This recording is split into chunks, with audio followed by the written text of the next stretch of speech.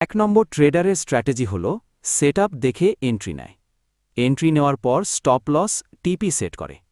তারপর তার ডাইরেকশনে মার্কেট যায়, তখন কিছু প্রফিট দেখতে পারে। কিন্তু যখন মার্কেট পুলব্যাক নেয়, রেড ক্যান্ডেল হয়, তখন লস হওয়ার ভয়ে কিছু প্রফিট নিয়ে এক্সিট হয়ে যায়।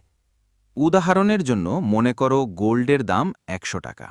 এখন গোল্ড আমি ১০০ টাকায় বাই করলাম আর ১১০ টাকায় বিক্রি করলাম, কিন্তু স্টপ লস দিলাম ৮০ টাকা। তার মানে লস হলে ২০ টাকা আর প্রফিট হলে ১০ টাকা। এই স্ট্র্যাটেজিতে রিস্ক রিওয়ার্ড খুবই বাজে। এতে দুইবার প্রফিট করলাম, কিন্তু একবার লস করলে দুইটি প্রফিট চলে যাবে। কারণে এমন হয়। প্রথম কারণ হল ট্রেডের শুরুতেই আমরা বেশি লট ব্যবহার করি, যে কারণে ক্যান্ডেলের মুভমেন্টে বড় লস দেখিয়ে দেয়। এজন্য ট্রেডারের মানসিকতা খারাপ হয়ে যায়। এ কারণে সে ট্রেড হোল্ড করতে পারে। তার মার্কেট সম্পর্কে নলেজ এত কম, সে জানেই না মার্কেট কত দূর যাবে এবং কতক্ষণ যাবে। ও ট্রেড তো নেয়, কিন্তু মনে ভয়ও থাকে।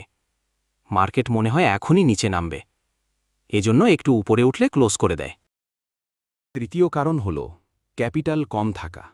মনে রাখবেন, ট্রেডিংয়ে ক্যাপিটাল খুবই জরুরি, কারণ ক্যাপিটাল ছাড়া আমরা ট্রেড করতে পারব না। আবার তুমি যদি কারো নিকট লোন হাওলাত নিয়ে ট্রেড শুরু করো, তাও তুমি ভয়ে ভয়ে ট্রেড করবে, একটু প্রফিট নিয়ে এক্সিট হয়ে যাও।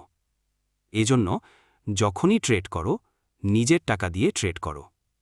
কারণ তুমি যদি লোন হাওলাত নিয়ে ট্রেড শুরু করো, সবসময় ভয় লাগবে এই বুঝ লস হয়ে গেল। আর নিজের টাকায় ট্রেড করলে নিজের ইচ্ছে মতো ট্রেডে এন্ট্রি এক্সিট করতে পারবে।